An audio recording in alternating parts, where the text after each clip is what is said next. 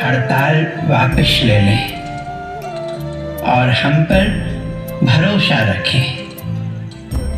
हम आपको राहत दिलाने के लिए पूरी कोशिश कर रहे हैं। कैदियों पर गांधी जी की इस अपील का बहुत असर पड़ा।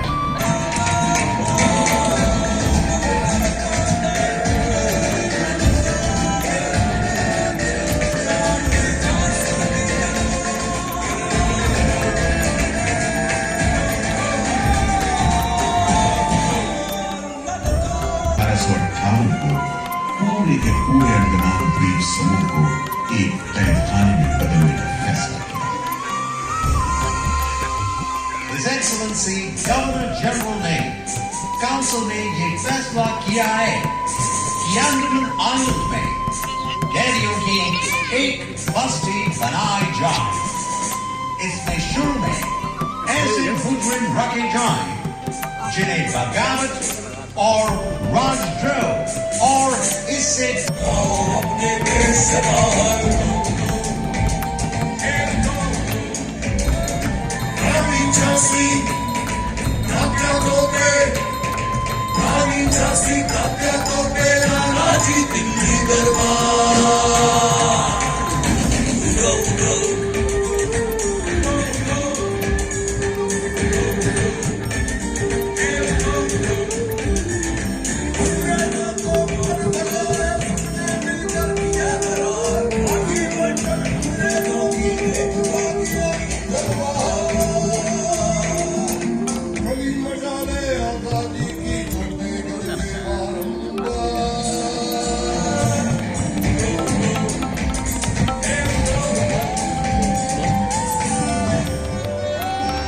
भाभी जी है उसके पास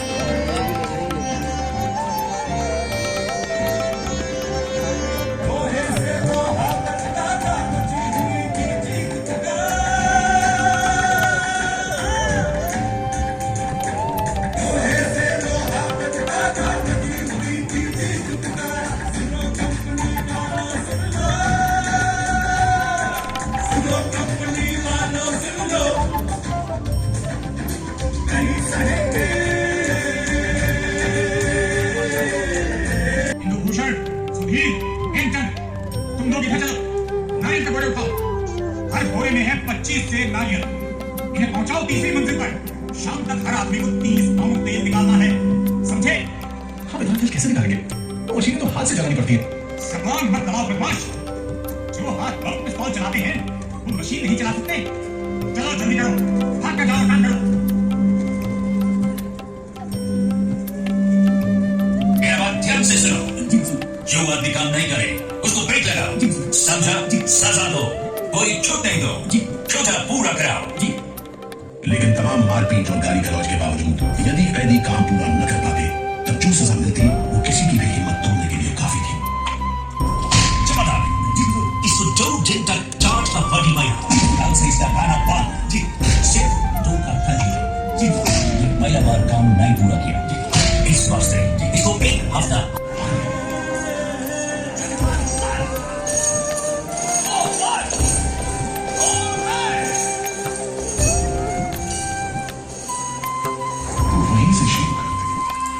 उसी हरियाली से जो कैद करने वालों के जुल्म और कैदियों के खून पसीने से बेदाग।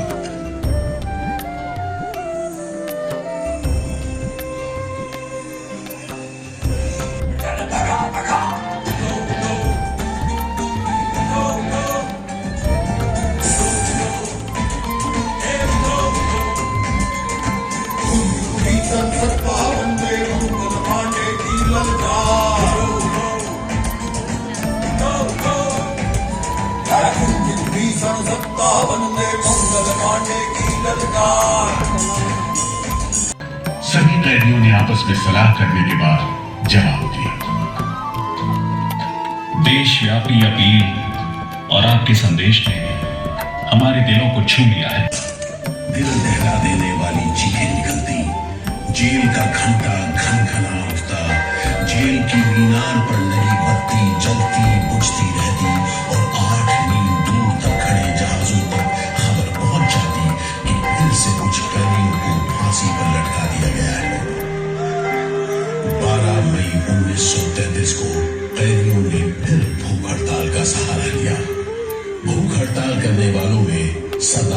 भगत सिंह के बहादुर साथी महावीर सिंह भी शामिल थे। हड़ताल के 5वें दिन जब कैदियों को जबरदस्ती खुराक दी जाने लगी तो महावीर सिंह ने ताकतवर विरोध किया। सालिमों, तुम नहीं जानते कि हम कौन हैं। हम मर सकते हैं, छुपकर नहीं रह सकते।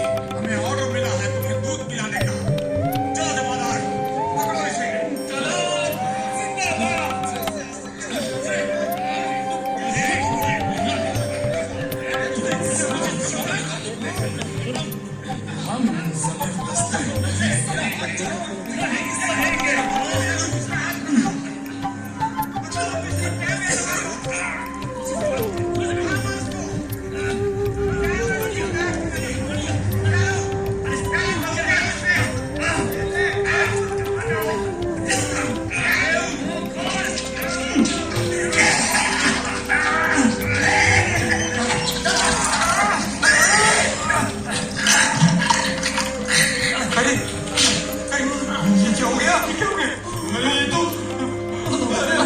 अरे इसकी तो आंखें उलट गई।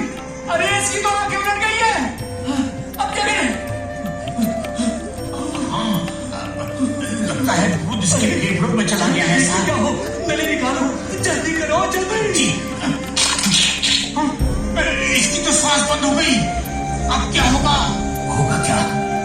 लाश को कुछ ठिकाने लगा दो, किसी को कान कान खबर ना हो।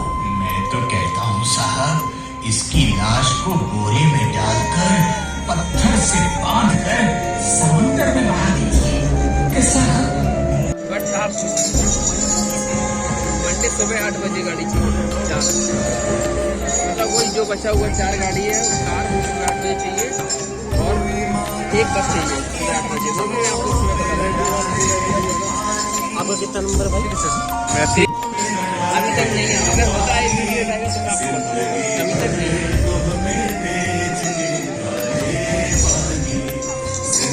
ठीक है, मैं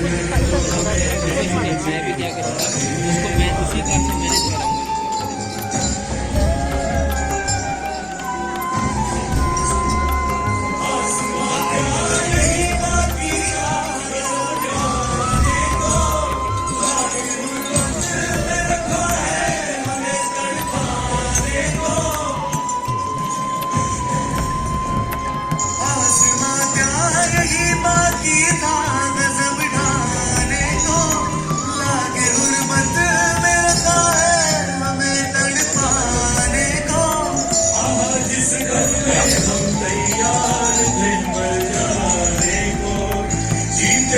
हमसे जुड़ाया है राजनाने को, जिंदगी भर तो हमें भेज के काले पानी, जिंदगी भर तो हमें भेज के काले पानी।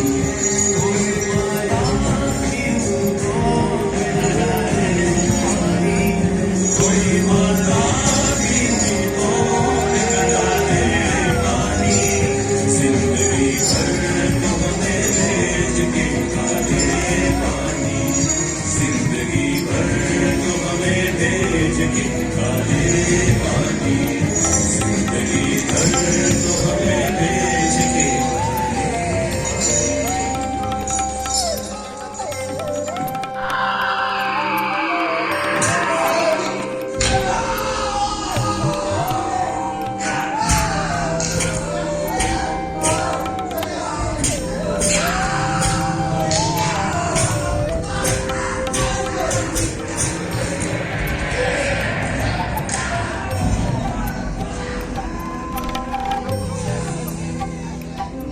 अब भी मौजूद है जुल्मों की निशानी लोगों, दरो दीवार पे लिखी है कहानी लोगों। कहां से शुरू करूं ये कहानी? जुल्मों सितम की ये दास्तां, आजादी के परवानों की वीरता और त्याग की गाथा। मैं जो एक रूह हूं, आत्मा, उन तमाम लोगों की जिन्होंने अपने खून पसीने से, अपने बलिदान से, जान की कुर्बानियों से इस मिट्टी के जर्रे जर्रे को आजादी का तीरथ बना दिया। उस जुल्म को जो यहां आदम के बेटों ने आदम के बेटों को बेरहमी से डाले। सदियों से मैं इसी जगह मौजूद हूं। मेरे सीने में दफन है वो सारी कहानियां जिन्होंने इन कहते हैं अंडमान द्वीप समूह का नाम रामायण के प्रतापी वानर देवता अंडमान यानी हनुमान के नाम पर रखा गया। पुराने जमाने से ये कहानी चली आती है कि जब राम ने लंका पर चढ़ाई करने की योजना बनाई थी तो पहले इन्हीं टापुओं से धावा मारने की सोची थी, लेकिन बाद में इरादा बदलकर धनुष कोटि से हमला किया। इतिहास और पुराण में अंडमान द्वीप समूह इसी सिलसिले में याद किया जाता रहा है। उधर दूसरी शताब्दी के रोमन खगोल शास्त्री टॉमी ने इन टापुओं को दुनिया के पहले नक्शे में जगह दी और नाम रखा एब्डिम, एक ग्रीक गॉड एगेमेम्नॉन के नाम, जो भाग्य का प्रतीक है। इन टापुओं की तरफ लोगों का आना शुरू हुआ। धर्म प्रचारक, लुटेरे, बागी, मल्ला, किस्मत आजमाने को निकले जहाजी, हर तरह के लोग यहां आते रहे। 18वीं सदी के अंत में ईस्ट इंडिया कंपनी ने इन टापुओं पर एक बस्ती कायम करने की कोशिश की और यहां लेफ्टिनेंट आर्चिबाल्ड ब्लेयर को भेजा, मगर कोशिश नाकाम रही और अगले 60-70 बरस तक किसी ने इन टापुओं की सुध नहीं ली।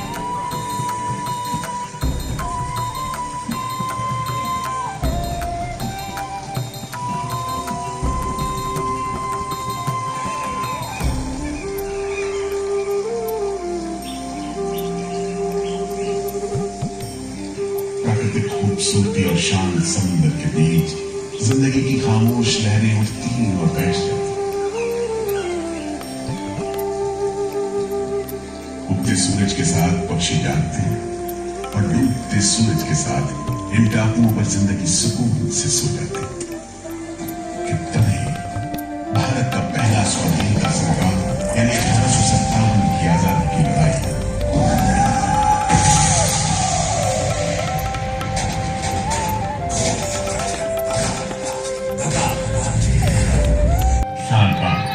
सेल्युलर जेल राजनीतिक बंदियों से खाली और अंडमान द्वीप समूह के इतिहास का एक तकलीफदेह दौर खत्म हो गया।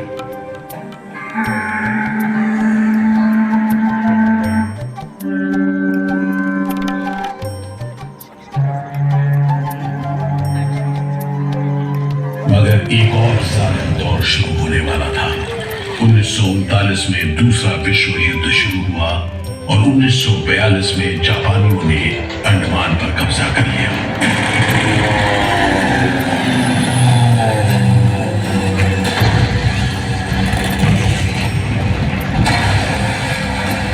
हालांकि अंडमान पर जापानियों का कब्जा सिर्फ 3 साल रहा, लेकिन इस अरसे में भी उन्होंने काफी जुल्म किया। हर आदमी उनकी नजर में अंग्रेजों का जासूस था। हर रोज खेतों से, दूर दराज के गांव देहात से दसियों लोग पकड़े जाते और मौत के घाट उतारे जाते। बहुत से लोग तो खाने की कमी के कारण जहाज पर लाद कर दूर समुद्र में फेंक दिए।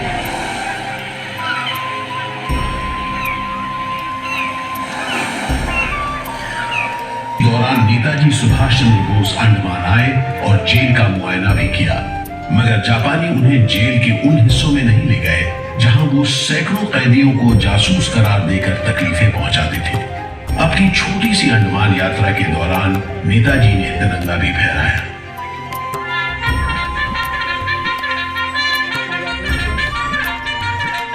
अगस्त 1945 में दूसरा महायुद्ध समाप्त हुआ और 3 साल 6 महीने 15 दिन के कब्जे के बाद अक्टूबर 1945 में अंडमान की जापानी छावनी ने अंग्रेजों के आगे हथियार डाल दिए।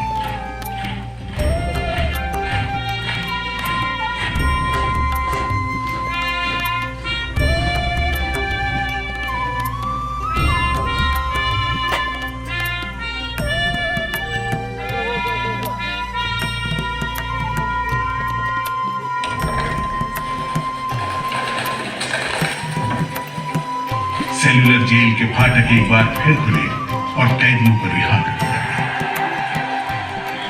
इसके बाद 2 साल के अंदर भारत में ब्रिटिश सरकार का शासन खत्म हो गया।